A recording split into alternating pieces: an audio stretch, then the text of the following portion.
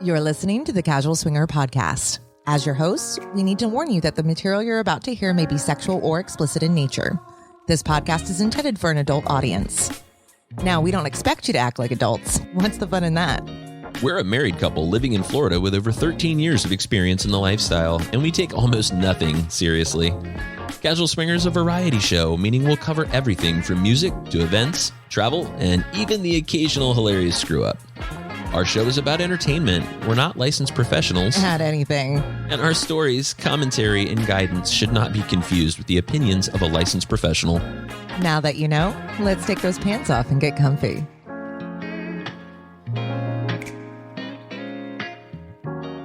Hi, everyone. You're listening to Casual Swinger. I'm your co-host, Mallory. God, it is sexy when you do that while you're rubbing your naked ass leg. This is Mickey. I'm the other host of the show, watching Mallory just sit here and look hot. Oh, I love you. I'm in my fuzzy slippers and robe. I'm really, naked underneath. You are. I can see that. This is going to make recording this lead-in really difficult, but I'm gonna soldier through because I believe. Anyway, guys, this is Season 3, Episode 7 of Casual Swinger. My name's Mickey, and this episode's called Heaven Forbid. What does that mean, Heaven Forbid? Well, this episode's going to be kind of a twist for some of our listeners. And, not all of our listeners are in the lifestyle. A lot of folks that listen to the show are sex positive or just thinking about the lifestyle or want to hear more about it. Maybe they're fascinated by it. And we've heard a lot in the news recently about Jerry Falwell Jr. and Liberty University and kind of his fall from grace. And it really struck a chord with me. There's a few things in my history in the Virginia area that have to do with Liberty. And I really felt like it was important. I came across a quote, and I want you guys to hear this, and then we're going to talk about a bunch of other shit, and then we'll get into this episode. But I want you to think about this quote while you hear what happens today on Casual Swinger. I'm ready. This quote says that when the evangelical sexual ethic is built on shame, we can't be surprised when hidden lives are exposed.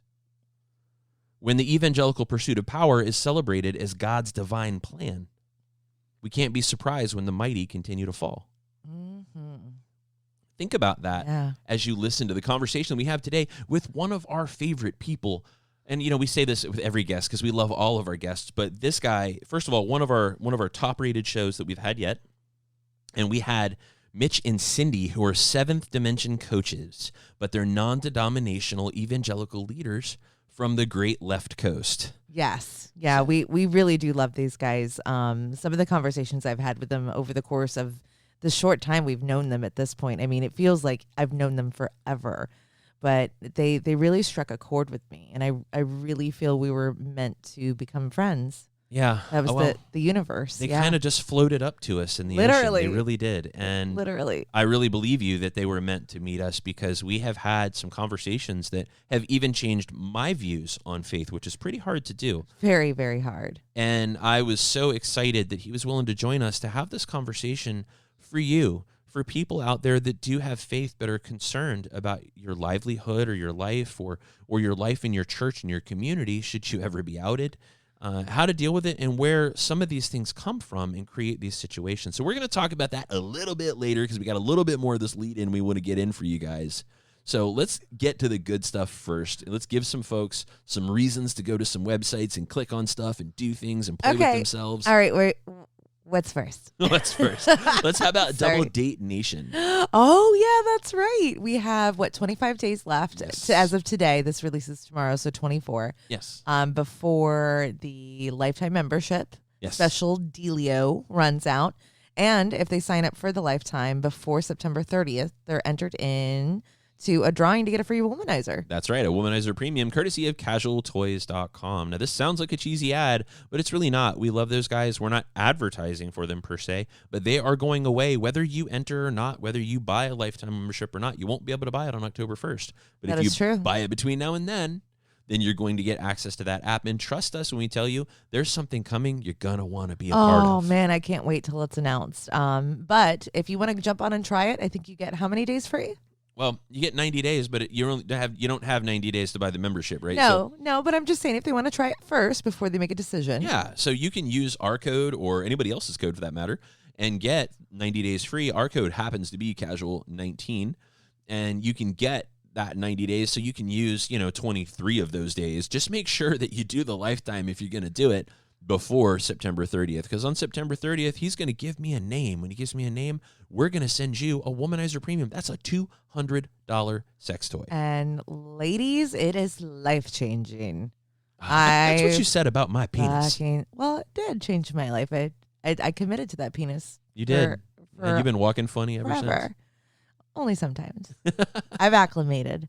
Oh, now you can just take it. Well, look, that toy's not just a toy. Matter of fact, we saw some friends just a couple of weeks ago. We're going to talk about that here in a couple of minutes. But we actually broke out that Womanizer and talked about it. I think I talked about it at length for like 35 minutes. It was a little embarrassing. It was like a seminar on the Womanizer. It's great because like you're so technical about it, and it's just so cute to see you hold my, pussy vibrator and go over like the technical like attributes and the design and the patents and the performance and the guarantees. Never give an engineer a sex toy. Don't give an engineer a sex toy because we will break that shit down. It was like a snake oil salesman, but it's actually good product. It was just hilarious. Hey, maybe I'm just fucking good at it, okay? It slices, it dices, and it does hair. Like, it was good. Yeah, it was pretty cool. Hey, you know what? Speaking of things that are prizes for you, you have a birthday coming up in less than 2 weeks. That's a secret. Guess what, everybody? Mallory's turning 21. Yeah, finally. Ugh. Oh, it's been a long time I coming. hate having to ask you to buy me beer. That's right. We got a birthday coming in the Casual Swinger Studios, so we're going to talk about that at some point, too. Maybe next episode. We still don't know what we're going to do. So where should we go for Mallory's birthday? Let us know if you're listening to this episode right now where I ought to take this sexy girl for her birthday in the COVID times. I just want you to go down. Oh, I'm going to do that as soon as this recording's over. You keep showing me that. All right, so there that is again. Oh, I swear. All right, but we have a few rooms left for our November trip with Rachals Rascals. Right. We're almost sold out. We are. Right? We're almost sold out for the trip. We still have a couple of rooms and a couple of categories left. That is November 7th through the 14th at Hedonism 2 in Negril, Jamaica. Home. And we have not been there since February. Last time I was there, I got sick as shit and missed most of the trip, so I'm really, really, really looking forward to going back. Yeah, I'm really excited too. Yeah, so join us and join our friends at Dirty Perv Week who are going to be there the same week we are. They're at Secrets this weekend right now, and we're not there. I heard everyone's been, messaging and like they look like they're having a great time. They really do. So good on them. I'm really glad they're there and they're having a good time and they're really blowing the roof off that joint, which is a good thing. But they're going to be with us. They're going to be there, along with us at the same time. Let me get that right. But it's going to be awesome, and that's at Hedonism 2. That's November 7th through the 14th. We still have a couple of rooms left. Come join us for a party that's going to melt your face. Love it. And you can find that under the Travel With Us tab on casualswinger.com. That is also correct. Or you can go yourself to rachelsrascals.com. That's RACHAL rascals.com, Rachals Rascals. And go check it out and see what the rates are and what rooms are available. What else we got? What have we been up to? How about PCAP? VPCAP. Yeah, I was going to say, recap. We did a thing with our friends. Did that, so when PCAP got canceled, it was a heartbreaker for a lot of us, especially as content creators who support Kate the way we do. We love what she does. We love her attention to detail. And when it got canceled, we were heartbroken for her because I really wanted the world to see what she created. We got some inside views to what PCAP was going to be. And I've never seen anything like it. I've been doing this a long time. Yeah, and with everything she had planned, I'm pretty sure what's going to happen is all of that badass shit she had like teed up, it's going to be that plus a bag of chips. Yeah, it gives her an extra year to plan. Yeah. So super stoked for the announcement when she's ready to roll that out. Yeah, me too. And how horny is everybody going to be after everything that's happened? Oh my gosh. It's going to be like Caligula, I think. Oh God, I don't know what the theme is going to be. I don't know if she's going to change the theme or keep the stuff she did. But it's just going to be amazing. And trust us, we saw a lot of this, and we were brokenhearted to miss out on it. So what we did is we hooked up with Double Date Nation for virtual Podcastapalooza and said we're going to do something that people can really relate to, right? Because we had some opportunities to do some silly things or some crazy things. I love what the Bed Hoppers did. Yes. The live reading of a porno was just awesome. God. But we decided we were going to do a live double date with Double Date Nation, and we were going to talk about prepping for a date, the do's, the don'ts, like the things to eat, the things not to eat, how to act after a successful date, how to act after a bad date. But the best part was we set it up like a date with like tables and silverware and drinks and a butler. Oh my gosh, our waiter, who was Jay from Average Swingers, special guest, and his beautiful wife handling some of the technical stuff and making sure, everything was going smoothly in the background. But I mean, oh my God, he knocked it out of the park. It was so good. And there was things that we didn't. And what I love about working with Jay and Angie is we don't even have to talk. Like, so here's what happened. So Angie was working the terminal, and she could see the questions that were coming in. She was writing them down on pieces of paper, and when Jay would come up and do the silly shit, right. He was handing me slips of paper with the questions on them, so I could answer them, and I had no terminal in front of me. No, and I had no idea this was going on. I was like, is this a fucking ransom note? Yeah. Like, what's happening? But not just it was genius. Jay was dressed as a butler. He had a tuxedo on from the waist up, but he was ass naked from the waist down. I love that the napkin was over his penis, though. That was cute. So for those of you that don't know, Jay from Average Swingers has a robo-dick, which means his dick never, ever, ever goes down until he wants it to. That's amazing. Which is amazing. I think that's like a big selling point. Like if you had to have a resume for like sex, that has to be at the top of the list. I'm sure it's somewhere on Angie's list. Like my husband's penis never, ever, ever goes down. Angie's list? That's kind of funny. Angie's list. But Dave and Andy were fantastic. I love collaborating with those guys as well. Like they're just amazing. Yeah. Well, I honestly think Jay stole the show from all of us because I really don't want to. Sure. I don't want to sell Dave and Andy short. They were so great. We had such good chemistry with them. It really helped sell. I know some of the conversation. I was like, we're going to close the deal. This is happening. I thought we were getting laid at the end of that date. I really did, but it didn't work out. It was really Dave's fault. Yeah. Little sexy dude. LSD. Holla. But it was so much fun. If you get a chance, make sure to check out some of the video from Virtual Podcastapalooza because those are still available. Check with Kate at Swinging Down Under or check out podcast-a-palooza.com for information about next year's event or getting video from this year's event because some of it is downright awesome. We Got a Thing session on consent was also very well received. Love it. Oh, I'm not surprised at everything those guys do. It's fantastic. Yeah, and I got to tell you, with everything that's been going on, it really was good to see Dave and Andy and Jay and Angie. And that fed my soul. It did. Hard. And I know there's a lot of people that get worked up right now about people that are getting together during COVID. What I can tell you guys is that all of us made sure that we didn't really see anybody else for 2 weeks, right? We did take a flight there, and we wore masks and did all that. We did everything we could do to protect ourselves, but we really wanted to give the most back to the community that we could. Yeah.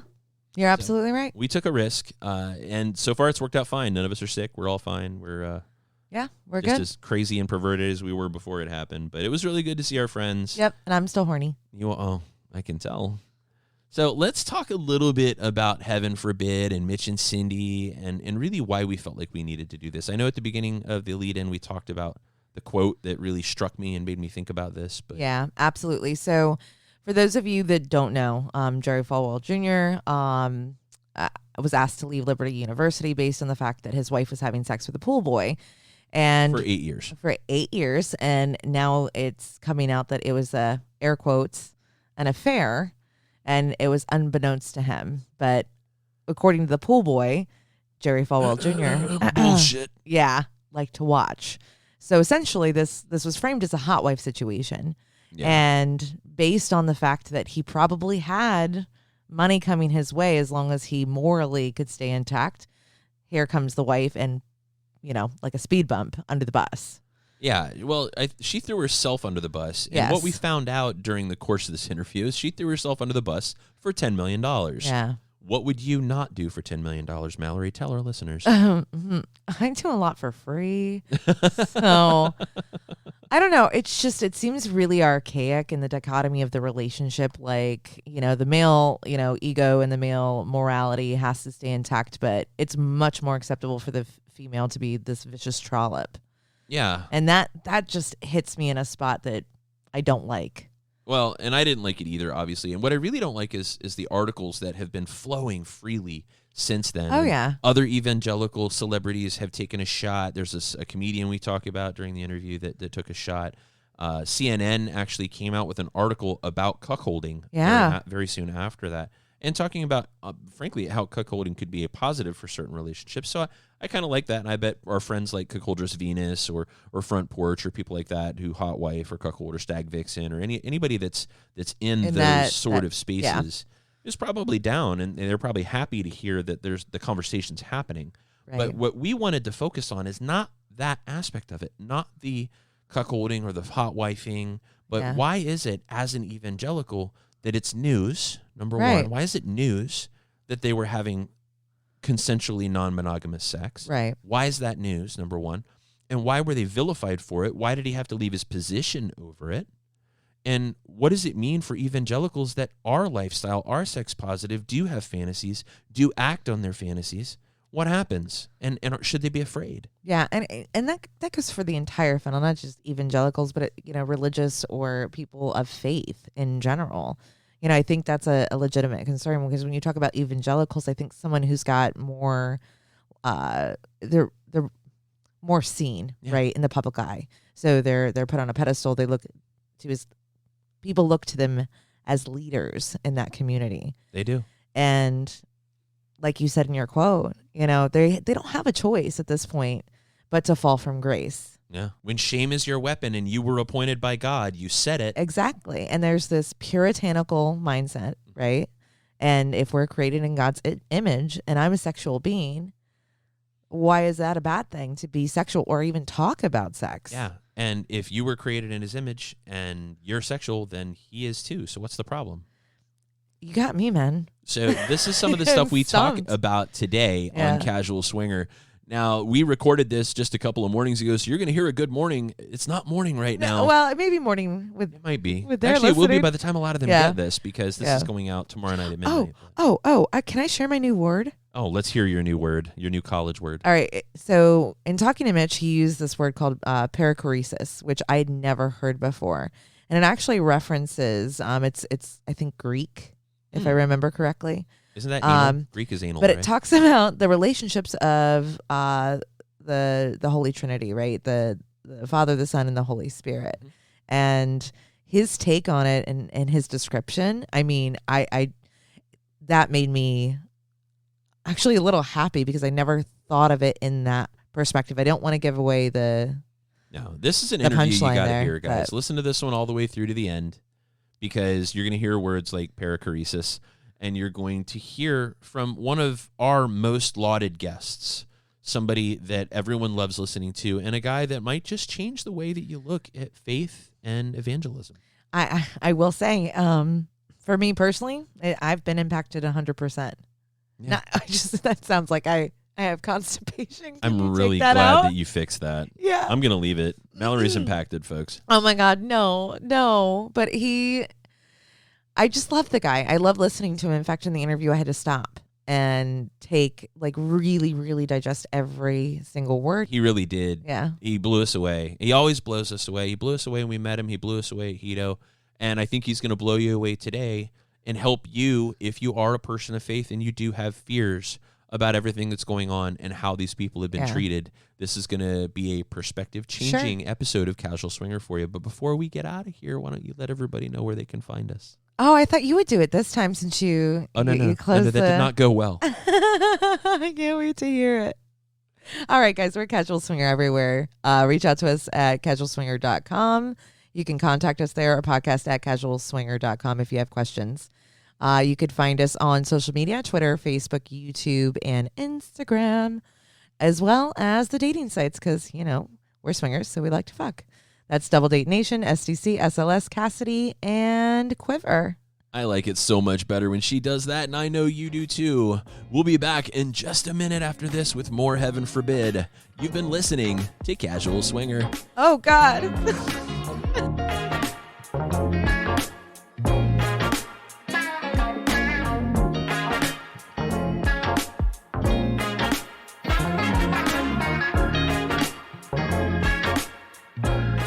Hey everybody, good morning and welcome back to Casual Swinger. My name is Mickey. And I'm Mallory. I am so excited to be back with you guys today for this one. I know we talked about it in the lead-in, but this is an episode that a couple of weeks ago we looked at each other and said we have to do it.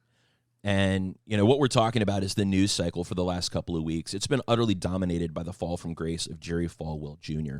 His resignation from his post as president of Liberty University has spiritual and political implications for millions of people around America, maybe the world. His life's work's at an end, at least for now. His followers, fellow parishioners, and students are questioning his dedication, his moral compass, and his faith in response to allegations of his hot wife relationship spanning 8 years between he and his wife and a now 28-year-old pool boy from Miami. The question we need to answer today is why? So today we're going to examine the nature of evangelical superiority, the power of the cancel culture, and its foundations in shame. We're going to talk about the sobering reality of the now validated fears between the scores of sexually liberated evangelicals around the world. What happens when I'm discovered? So we're joined today by two of our favorites. We're joined by non-denominational religious leaders, pastors, hedonists, and our friends, Mitch and Cindy. Guys, Yay. How are you? Good to be with you guys. Oh, we miss you so much. We miss you guys too. Too far away. Yeah, that whole continent between us is really a bitch. It is. But look, guys, and we've got a lot to cover here. There's so much going on in the world today, and I can't thank you enough for getting up at dark 30 to do this with us because you knew this mattered so much to us. But thank you for that. You're welcome. So first of all, Mitch and Cindy, you guys are together at first. So how have you been? Tell us what you've been up to, and then we'll kind of get into our questions. Yeah, thanks for asking. It's been a hard year, like for everybody. It's the weirdest year I've ever experienced. And we've had some kind of big losses and some things that bring some sadness and grief. Travel got canceled. We had a trip to Europe that got canceled to celebrate an anniversary, and that was kind of hard. We had our daughter's wedding postponed, which would have been our first wedding and something we were totally looking forward to. And while it's still going to happen, that got postponed. And just other stresses and anxiety. So, on a personal level, I don't want to lie and say it's all been peachy because it's not. It's been a really hard year. How about you, honey? Yeah, I would agree. I think the loss of travel things that we had, work or fun related, has been difficult. Just, you look forward to things, and sure, it's been difficult there's been a lot of losses for a lot of people. And not just people dying of COVID, but other things of disappointments, of expectations. Yeah. Which is why we look forward to fun times to interact with people like you. Oh, that's what keeps us going. He's talking about you, Mel. It's definitely not Mel. Oh, same here. I think I didn't realize how much I depended on being transient to stay connected with people until all of this happened.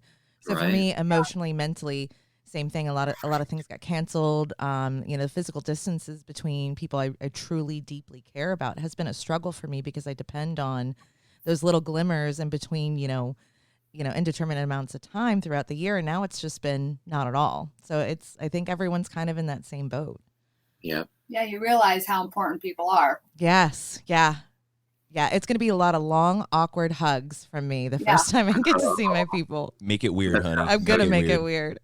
All right, so let's dig into this thing because we got a lot going on here today. So Mitch and Cindy, first of all, your episode with us was one of our most popular for so many reasons. You guys have an honest and heartfelt approach to God that inspired our listeners and honestly gave us a little bit of our faith back in religious leaders. So Jerry Falwell Jr. found himself in a genuinely miserable situation as a religious leader and as a result of his alleged participation in the lifestyle. The subsequent explosion has ended his career. His wife's reputation has been ruined, partly by her own doing, because she came out in front of it. And now his role in the church. Is anything about this okay? Yeah, that's a great question. What a debacle it seems like. It's crazy. My first thought to that question is I think he'll be just fine because I read somewhere that he's getting a $10 million severance from the university. So, okay, most of us wouldn't care about being outed with that kind of consequence of a $10 million severance. So, that's okay. But, it's not okay because if you believe the pool attendant, and I'm not sure if we have any reason to not believe him at this point, but if you believe the pool attendant, the plan from the beginning was kind of to throw his wife under the bus, for Jerry to throw Becky under the bus to protect himself, and then to call Granda, the pool attendant, a predator. And it's never okay to treat people as disposable. That's just wrong. That's not okay. It's also not okay because it's an example of an institution, in this case, Liberty University, demanding to control someone's private life and dictate what they do or don't do. All of those behaviors make this really, really not okay. On the flip side, though, it sort of is okay. It's actually really good because I think it's an indicator of a number of things. Things like you can't use your personal belief system to legislate morality. And if we're to go back, right, this movement started with Jerry Falwell's father, Jerry Falwell Sr. in 1979, who founded the Moral Majority, right? And some of your listeners are old enough to probably remember that, and others like, what's that? And that was the impetus behind religion using its power in the political arena. Really, the religious right was just built off of this movement.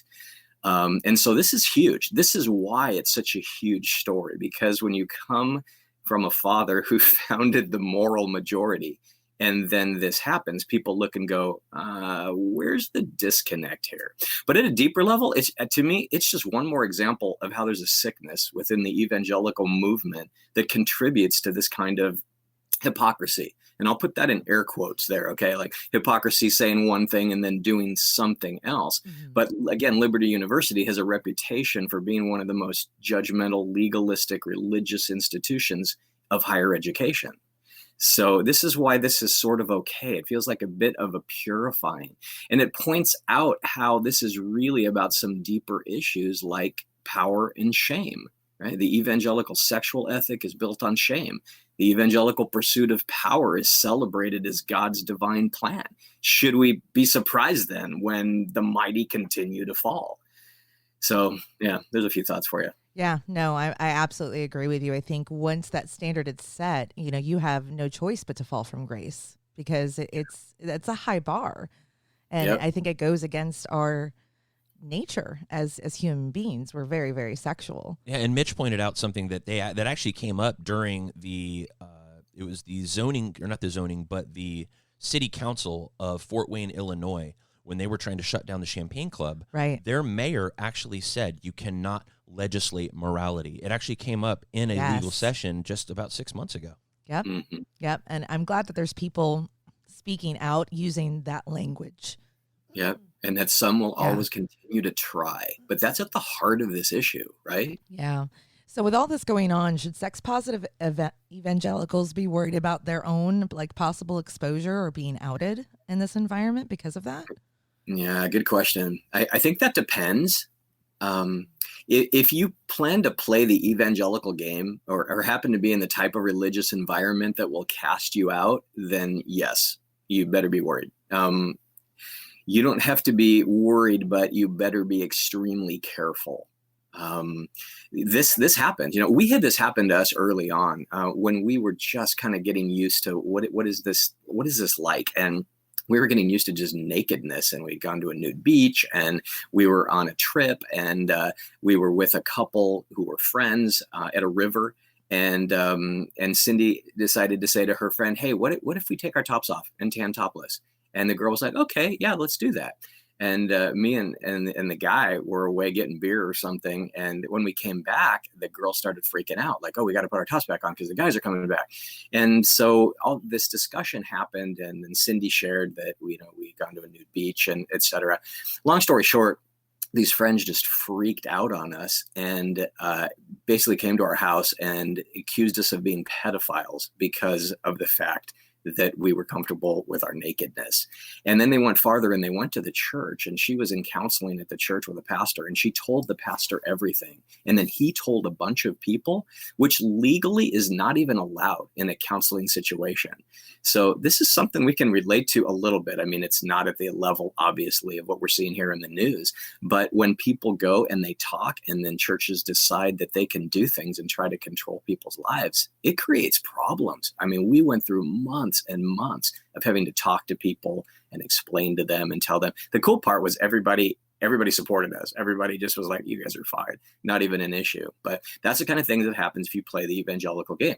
I'm flabbergasted. I am too, because it sounds like the precipice, the thing that drove that person to go talk about it in counseling and give out information about somebody else who, obviously you guys were in counseling too, and then for them to share that was to change your behavior that made them uncomfortable or they disagreed with, which... Exactly. Yeah, it was more about them. Yeah. Exactly. Yeah, it was totally about them. And I was told later by someone that really knows, who's a professional and a consultant in this whole industry, what happened in that church. I could have sued the church. We could have sued the church and won, because you're not allowed to even do that. So a lot of what happens in this kind of, trying to legislate morality world are churches or organizations doing things that they are not even allowed to do. It's actually illegal to do that. I look back, I don't want to be the kind of person that sues churches, but part of me wishes I had done that just for the justice of what was going on there, that the pastor listened to it, then the pastor gossiped and went and told, and it was a mess, so. There are times when you have to stand up and teach their bitch ass a lesson. Right. Education. That sounds like one of them. Well, it's good for them for taking it and going, this is an educational opportunity, because everyone already knows. And if they're coming to us and they want clarity, Yeah. Are we suggesting, Mitch, that there's a potential witch hunt in certain realms of the evangelical culture? Now that this is out, now that all these articles are coming out and this conversation is starting, I mean, is that something we're looking at here? That's a great question. I would not say, from a macro sense, no. The whole evangelical movement is not a witch hunt by any means. But I do think there are people embedded in it that, they've got far too much time on their hands, and they would love to be able to find out more dirt and expose it if you could. And I've had a little experience with that and seen that. So I wouldn't doubt if we saw more and more of that happening. When something's this public, you don't exactly have to do that. Right, the news and information flows pretty freely, but there might be some that are that dangerous. I would assume a lot of your listeners have left the system, though, the evangelical system. For those that might have identified at one point, in that way. So, if that's what you've done, if you've left this system in a way that no longer affects you, or you happen to be fortunate enough to be in a faith community that doesn't think your personal life is any of its business, or better yet, might even applaud your freedom, then no, you probably have nothing to worry about. And there are places like that, which is amazing to me, that, there are faith communities that people realize people have freedom, and it's really their personal lives are none of our business. If you're part of that kind of faith community, you're probably good, but you still should be wise, right? Even Jesus has this quote, "Be wise as serpents, innocent as doves." And I think that applies to this whole area that we're talking about. There are so many that have left the evangelical church as well. They're called ex-evangelicals or devangelicals. And one reason so many people, again, are leaving the evangelical church in droves is because of this type of hypocritical policing behavior. Wow. I've never heard those terms before, but now they're going in my lexicon. Just FYI. So back to Becky Falwell. When she came out ostensibly in support of her husband, and she took full responsibility for this affair, she denied all the involvement from her husband, and claiming that this 8-year was an error in judgment for the affair.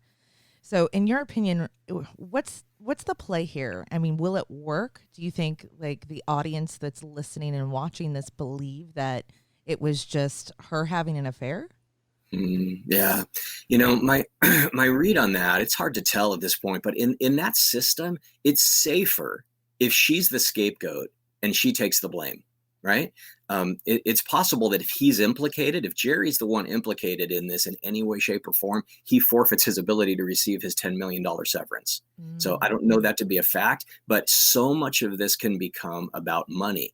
Case in point, in 2018, another megachurch pastor, who I'm sure many of your leaders would be familiar with if I said his name, was accused of at least 10 women of inappropriate emotional and sexual involvement. And this is a person on the global scale that actually was speaking to more people than probably any religious leader anywhere. So when he was accused of these things, which all were under investigation and found to be true, he went underground, just disappeared, took an early retirement, and nobody could figure out why. And then later on, I came to find out that he's worth about $40 million.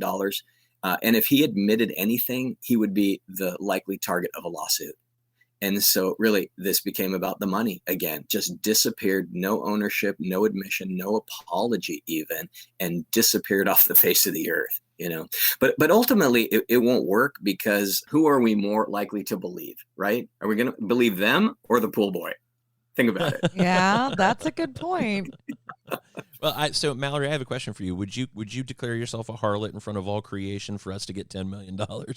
Oh, I'd do it the second, but we'd probably do it for $100. I'm a little bit of a rebel. I'd wear my scarlet letter with pride. I wouldn't go into hiding. I think we've reached a point in our lives and our relationship that if we were outed, I'd own it 100%. I wouldn't have a choice. We do it to protect our livelihood and our vanilla lives. I think we do it more to protect our kids, right? Because our kids are older, but we don't want them to have to apologize for us. Well, and then that goes hand in hand too, right? Because if something were to happen and we lost our jobs because of that, it would suck. Is it plausible? Maybe. Likely? Probably not. But also, we have kids that are under 18, so yeah. So that's wise as a serpent. Yeah. Yeah, it's just not to do anything utterly stupid. So let's talk about getting outed for a second. As a person of faith, how would you advise a person of faith to react when they're outed within their own individual faith? That's a lot of faith. Yeah, great question. That's probably the scariest question we might talk about here today in a way, because I think so many people live with that fear all the time. A few thoughts come to mind with that. There's a scripture where Jesus even says, woe to you when all people speak well of you. And what that reminds us is no one's ever going to fully agree with you. And yet many of us are people pleasing enough that we want everybody to agree with us, like us, accept us, or whatever. And yet from Jesus' standpoint, when all people speak well of you, you're probably doing something wrong. You're not living true to who you are. So when this kind of thing happens, no, you're in good company. You're kind of in Jesus' company, because he got rejected for telling the truth about things as well. Which I just find a really interesting verse. There's another verse in the book of James that says, be quick to listen, slow to speak, slow to become angry. And I think that would be a really good place to start. If something happens, if information comes out, listen, don't do a lot of talking, don't get angry. Take the high road, be the bigger person, stay humble. I once heard a very wise person once say, you have no need to be defensive. And yet our first reaction probably is just to get really defensive. So what a great example when something happens, when you can be the bigger person and not be defensive, even when you're wrongly accused, attacked, slandered, things come out that shouldn't come out about you. The way you respond can be an example of really love and goodness, which says something about the kind of person you are. So don't let someone else, change that. Now, at the same time, don't expect others to understand your views on consensual non-monogamy. That's not going to be an easy sell. No. It's just not. It's going to take some time. I mean, eventually, who knows? Someone could get there, and you might want to do a little research on that and have your ducks in a row for how to explain it. But don't expect them to understand that right off the bat. But again, this stuff's happening all the time. I mean, in my own experience, I had one experience with a male worship leader that hooked up with a female pastor and their spouses. And so they were swinging in that way and got outed. And it sort of became a problem for a while. And then it sort of went away for them. Another church where I was actually at, where two couples in the church were swinging together. Sadly, one couple ended up getting divorced, but it came out and they ended up being okay. I heard about, it wasn't mine, but in a counseling situation where a woman couldn't forgive her best friend. And when asked why in this counseling situation, it was because they'd had a threesome and her friend was having her husband's baby.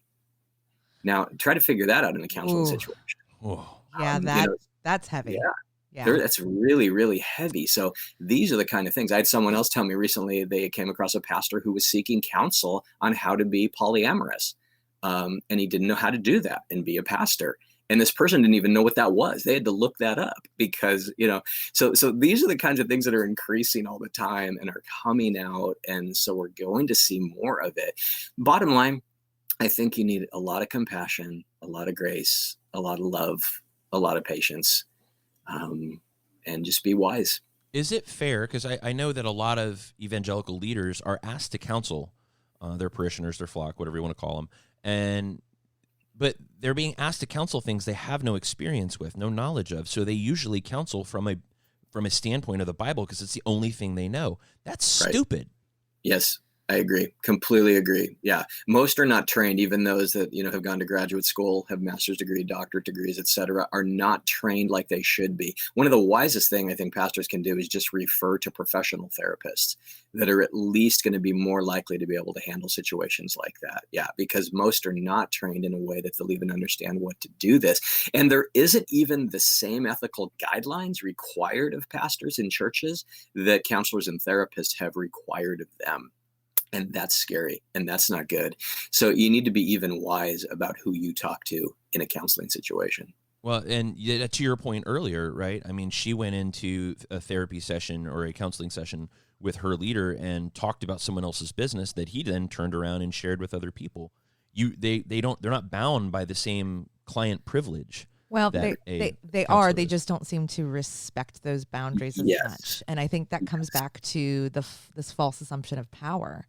I mean, when you look at it from the big picture, which brings me to my next question, because I want to talk a little bit more generically about I can never say it, evangelical power structure. Why is shame so central to it, and why does that play into why these salacious details about their personal lives are so newsworthy? Yeah, great question, Mallory. Thanks. Two key words that you just said, right? Power and shame. Mm-hmm. Power is huge. If we're to go back even and look in the Bible, Jesus starts off at the beginning of his ministry getting tempted by the devil. There's this really fun story to read about how he gets tempted by the devil. And I'm sure some of your listeners will be familiar with this. And he's tempted in three ways. One is to turn stones into bread. The other is to throw himself off the temple. And the other is to bow down and worship the devil right there. And someone has said, and I just love this, that the first one, turning stones into bread, is a temptation to be relevant. To throw himself off the temple was a temptation to be spectacular. And to bow down and worship was a temptation to be powerful.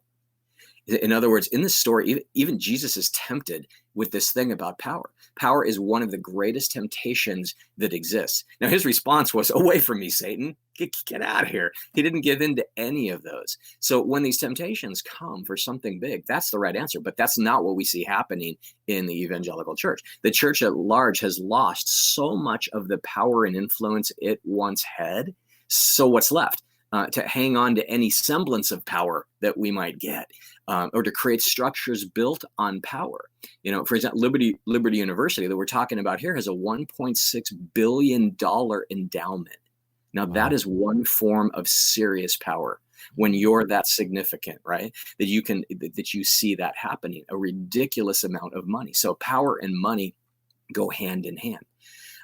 The other issue that you brought up was shame. And we talked a lot about that in our last podcast with you guys. So I won't spend a lot of time talking about it, but it is, once again, so relevant here. So many of us have grown up in shame-based systems where shame was used to control us. We live with almost a deep-rooted shame in the recesses of our subconscious mind.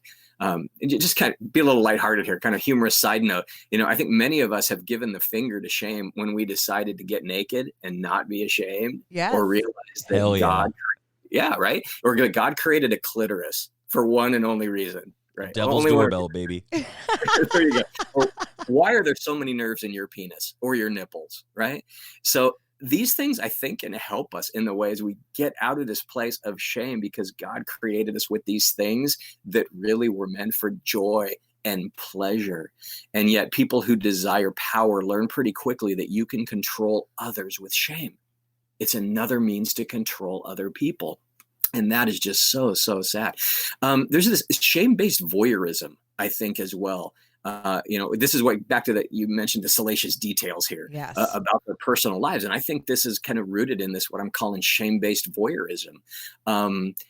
Another case in point, another university, which shall remain nameless. There was a situation with a gal that was raped, and it's on the internet, so it's fairly public out there. And she was raped by these other students that were actually involved in the graduate school or seminary of the institution, or some friends of theirs.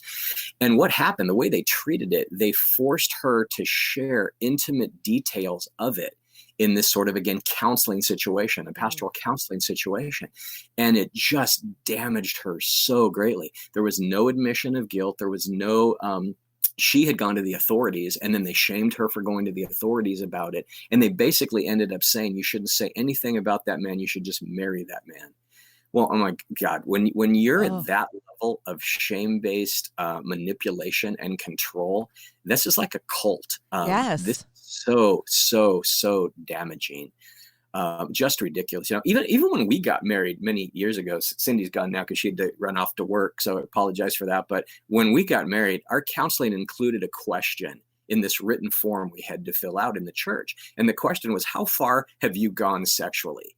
Now, the question was poised like it was meant to help us. But when we got with the pastor that actually read through our form, he started asking details. He wanted to know what we had done, what we had touched. And it was the point where I started realizing that, there was a voyeurism going on here in the same way. This happened in this other situation as well, in this rape situation, where people ask details almost more to get their kicks from the details. This is a problem in the church and has been for many years. And that's the kind of shit that has got to be addressed. There's something so healing to be able to walk away from shame, but you've got to be bold in doing it. It's a mess. Yeah. I mean, that sounds extremely perverse and hypocritical. I mean, just to, on the, totally, like, just in the beginning of all of that. I can't imagine what it was like to sit there and hear those questions being asked of you, go, how is this going to help me at all? Like, that epiphany must have been a little surreal.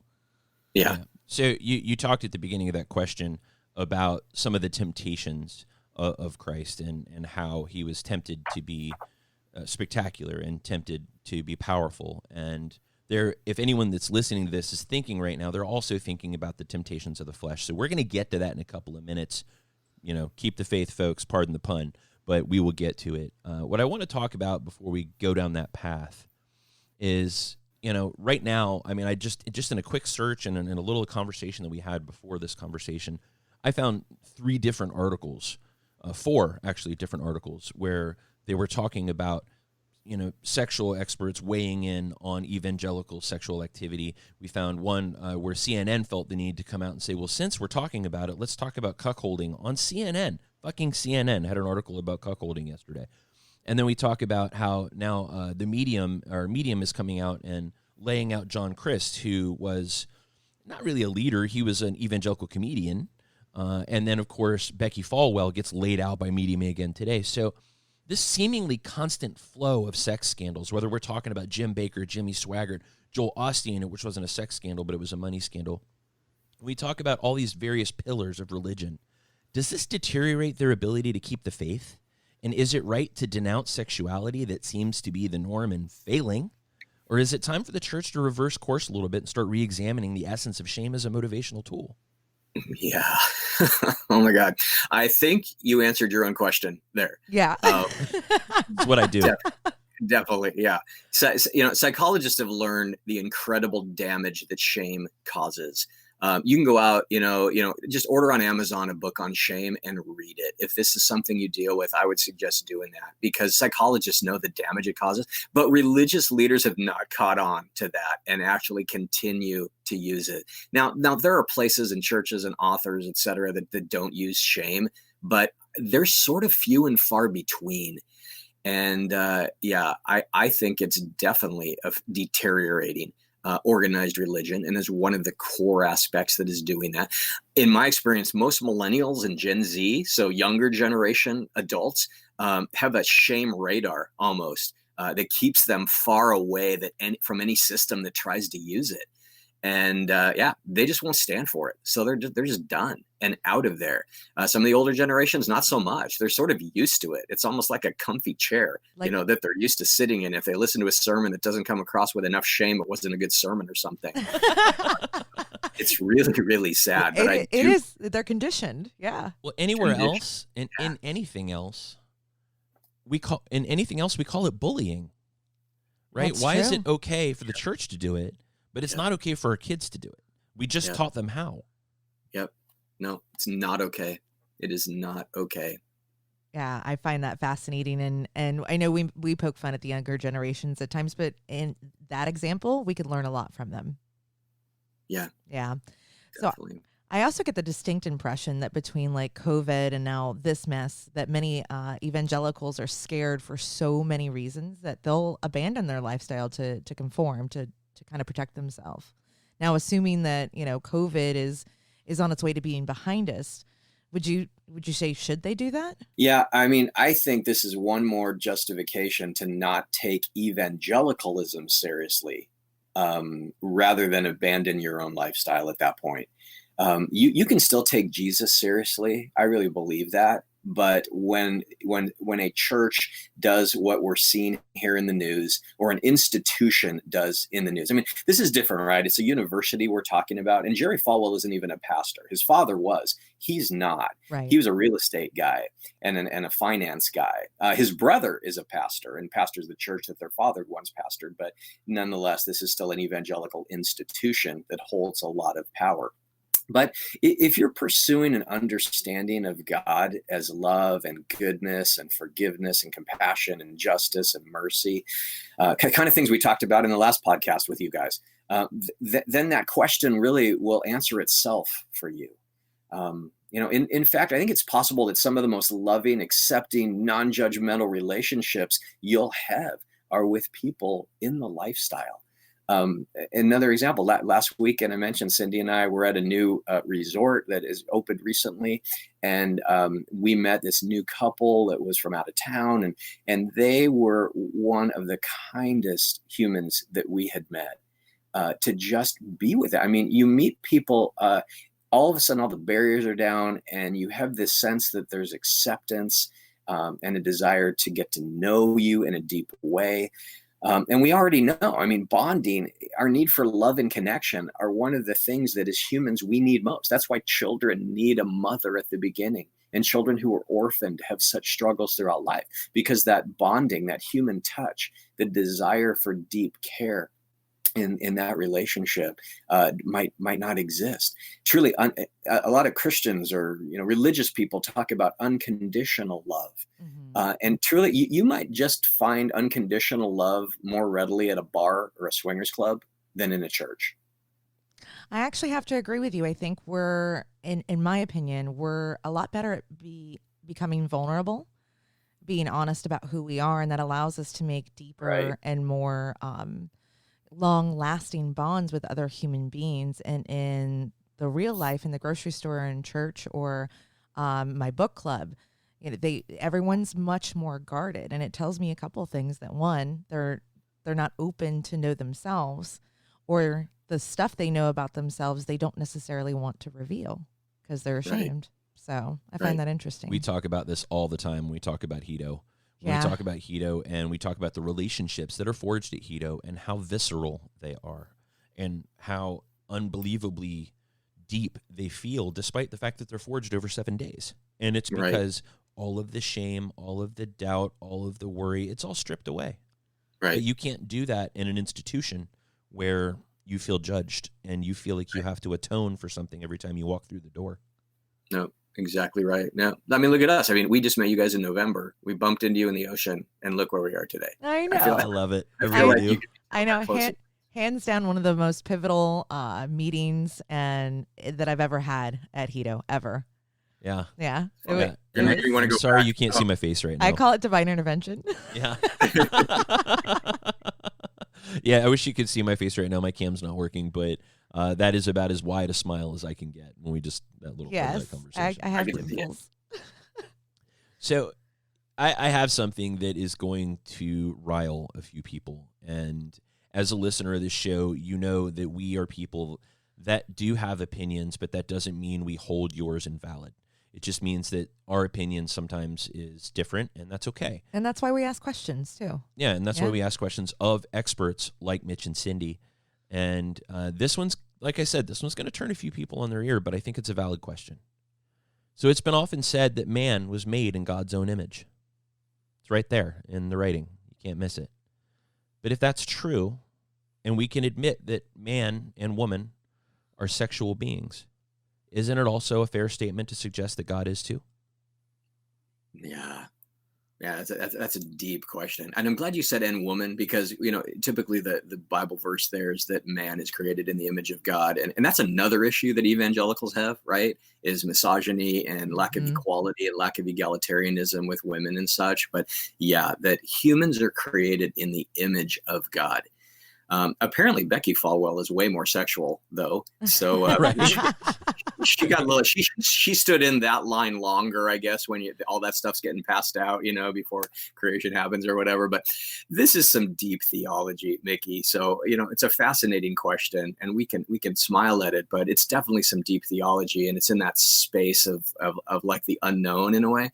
But if we're to think about the Trinity, and again, those that have grown up in church are familiar with this concept of Trinity, Father, Son, Holy Spirit. And literally, you get this interesting thing. You got a father that's a male figure, which honestly makes it difficult sometimes for people to even pray like the Lord's Prayer when father is used, because we have so many issues with father issues, and rightly so. And then there's the Son, who we know of as Jesus, and then the Holy Spirit. Interestingly enough, the Holy Spirit in the original language is female. And many people don't know that, but the Holy Spirit is the female aspect of the Trinity. So if you have a sense of God being three in one, there's not just a male aspect of God, there's a female aspect of God. And then there's this interesting word called perichoresis, which really just means to dance around. And one of the best ways to describe what the Trinity does is this perichoretic act of dancing around with each other. There is this sort of divine model of intimacy in the Godhead, would be another way to say that. So while that could feel like a really profane or lighthearted question, it's really not.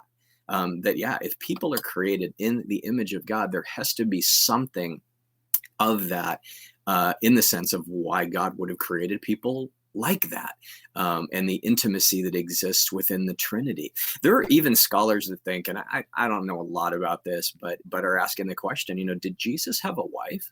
Why was Mary Magdalene Jesus's wife? And did Jesus therefore have sex? And did Jesus have kids? Et cetera, et cetera. And many would believe that those kinds of things could have been suppressed by the views of the early church. And that's why it didn't get passed down. That maybe Jesus was married. Honestly, we don't know. We don't know. But what you begin to realize is there's definitely sexuality built into this aspect of who God is, and definitely creating humans in the image of God. I love that. So I just learned so much there. When we go back and are listening to this for editing before we put it out there, I'm writing down that word, because that was fantastic. I can't say it right now because I can barely say evangelical. Yeah. I thought that was a body part. Yeah.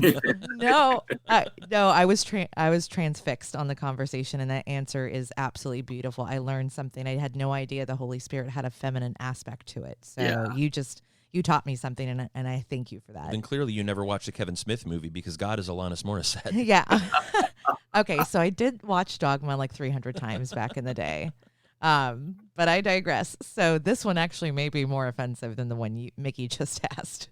So in many ways, the church and sex are separate things, right? Because there's this massive chasm of shame. But why, as people, do we find ourselves calling out to God in bed? It's kind of ironic. Is it just me, or does Mickey always come back to this question? I think I've seen this question before. I feel like it's my default. Like, if God didn't want me to screw, why do we all talk about him in bed? Your go-to one. I just think, could it be that we're thanking God for the incredible experience of sex in the midst of it? Or could it be that we're subconsciously asking for God's approval in that moment? Oh. Think about that for a second. I mean, we've talked about shame, and there's so much shame that can be wrapped up so closely with sexuality. Could it be that there's something subconsciously, and I don't think it's conscious always, but I think it's more unconscious or subconscious, underneath the surface, that is seeking God's approval, rather than just using it as an expletive, which some might think? What if it was in a special way, just saying, God, there's a blessing here in this thing, and I'm crying out to you for that reason. So there you go. You'll never think of that the same way again. Yeah. I won't. Turn me on my ear, and I'm going to take away that shame next time I say it. I'll say What does Mickey call these, a mind fuck or something? Yes. That was a little bit of a mind fuck. And this is the problem with interviewing your own goddamn listeners, folks.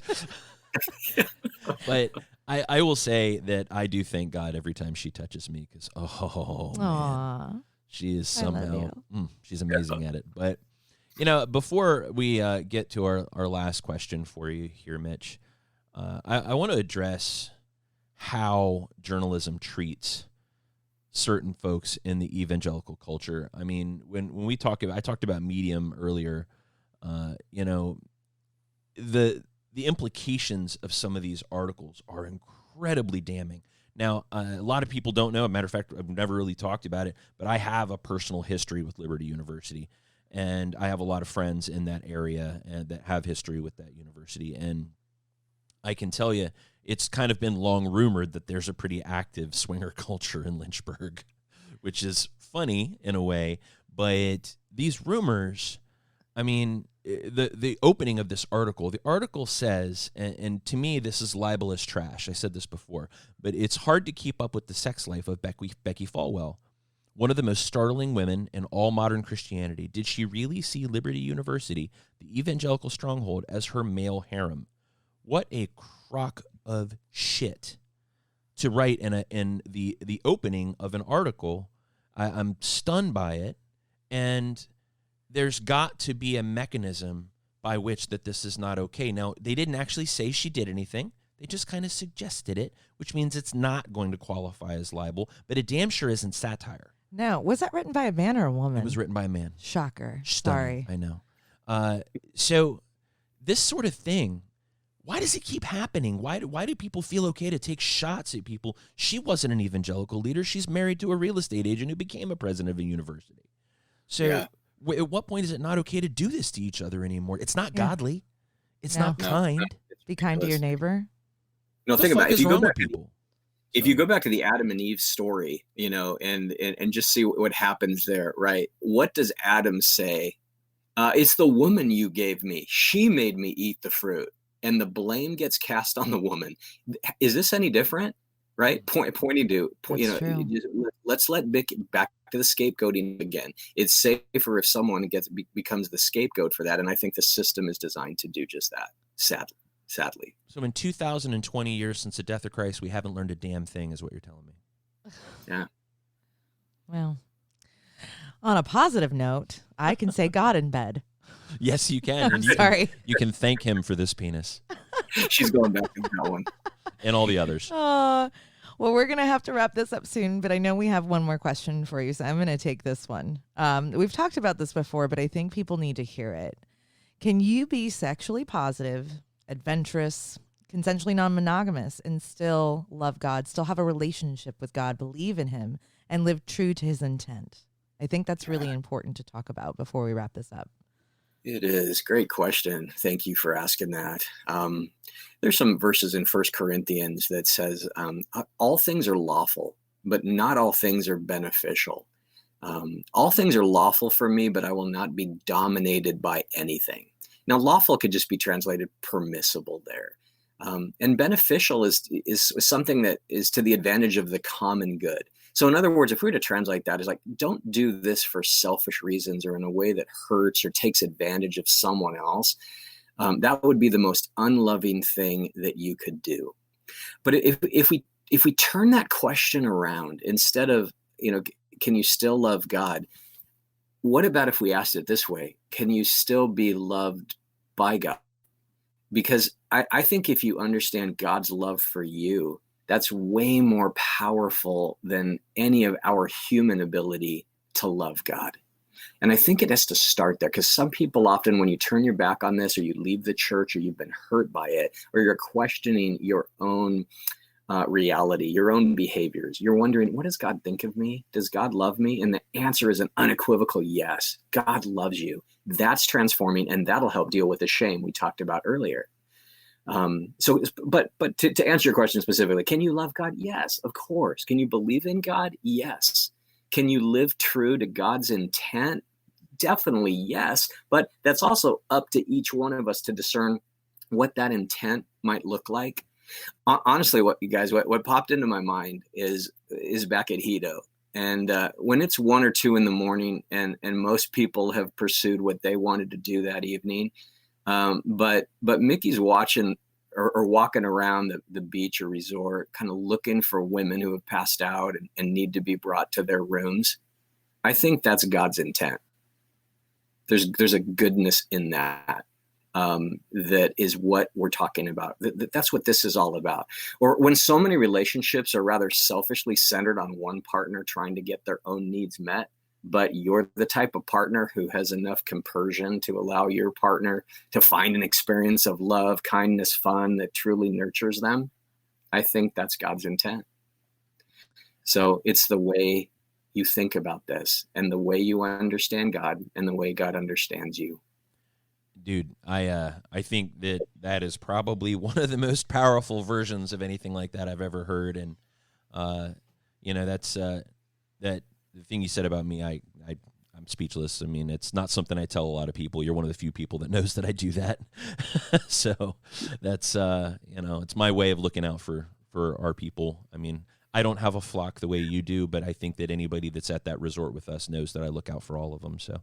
Exactly. Much like Cindy had to do, Mallory had to dip out for a work call.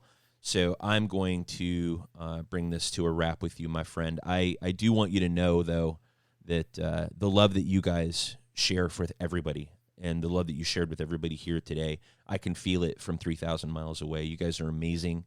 And I know that this was a heavy subject, guys, but it was one that needs to happen because it's in the news cycle right now. And you need to know that there are people out there that do live in God's intent, and they do love God, and they also are comfortable in their own skin as being sexual beings because you are made in God's image, and you are not perfect, but neither was he. So, Mitch, thank you very much. Do me a favor. Can you tell folks where to find you? Because today, much like you didn't have last time, you have an email address where our listeners can get a hold of you and ask their own questions. Yeah, we do. And feel free to put that in the show notes and stuff, because I can never remember it exactly what it is. And because it's kind of long. So I want to say it's seventhdimensioncoaches@gmail.com, where you can get a hold of either me or Cindy if you want to email us directly there. But Mickey will put it in the show notes so you've got that exact email address. And if you want to email us any question or talk about any of this, we do coaching with people, both of us do, to kind of help them walk through all kinds of life's issues. We'd love to connect with you that way. And I would love for people to connect with you that way, because I come away from every conversation we have, even the ones floating in the ocean, feeling better about who I am as a human being, which is pretty awesome.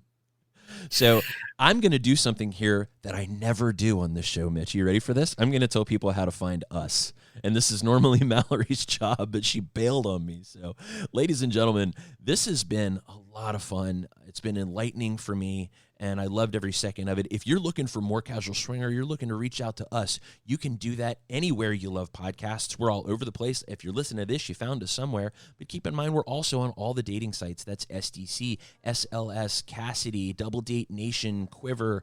We're on Kick. We're on Facebook. We're all over the place, even Instagram. You can also leave us a review on iTunes. We love reviews. As a matter of fact, I get off to them in the closet alone by myself. And of course, you can reach out to us directly at podcast@casualswinger.com. This has been a blast having Mitch on the show and talking a little bit about a relationship with God. This episode's been called Heaven Forbid. Ladies and gentlemen, you've been listening to Casual Swinger.